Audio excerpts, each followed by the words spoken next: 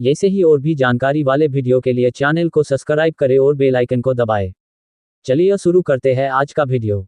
आकाश से पानी गिरने की प्रक्रिया को वैज्ञानिक भाषा में वर्षा या बारिश कहा जाता है। ये प्रक्रिया पृथ्वी के जल चक्र वाटर साइकिल का एक महत्वपूर्ण हिस्सा है। आइए इसे सरल तरीके से समझते हैं। 1. वाष्पीकरण इवैपोरेशन। पृथ्वी की सतह पर मौजूद नदी, झील, समुद्र और अन्य जल स्रोतों से सूर्य की गर्मी के कारण पानी भाप बनकर उड़ता है। इस प्रक्रिया को वाष्पीकरण कहते हैं। पानी की भाप हवा में ऊपर उठती है। 2. संघनन कंडेंसेशन। जब भाप वायुमंडल में ऊपर जाती है तो वहां का तापमान ठंडा होने के कारण भाप छोटे छोटे पानी की बूंदों में बदल जाती है। ये बूंदें एक साथ मिलकर बादल बनाती हैं। 3. बादल बनना फॉर्मेशन ऑफ क्लाउड्स। पानी की छोटी छोटी बूंदें और बर्फ के कण आपस में मिलकर बड़े बादल बनाते हैं। हवा के प्रवाह के कारण ये बादल आकाश में इधर उधर फैल जाते हैं।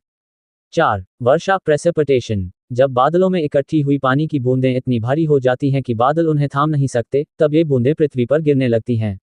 इस प्रक्रिया को वर्षा कहते हैं।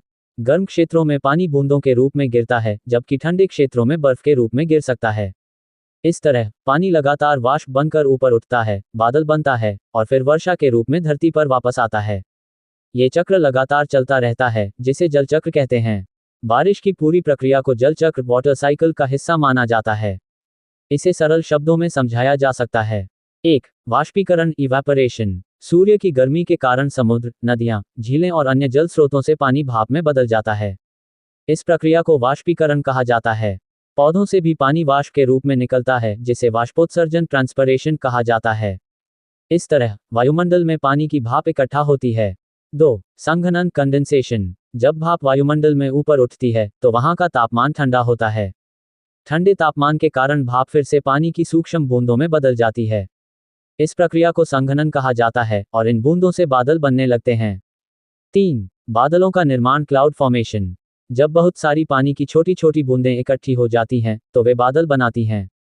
हवा के प्रवाह से ये बादल आकाश में एक जगह से दूसरी जगह फैल जाते हैं। बादलों का प्रकार और मौसम कई कारकों पर निर्भर करता है, जैसे ऊंचाई, तापमान और आर्द्रता ह्यूमिडिटी। 4. वर्षा प्रेसिपिटेशन। जब बादलों में इकट्ठी हुई पानी की बूंदें आपस में मिलकर बड़ी हो जाती हैं तो वे इतनी भारी हो जाती हैं कि बादल उन्हें थाम नहीं सकते।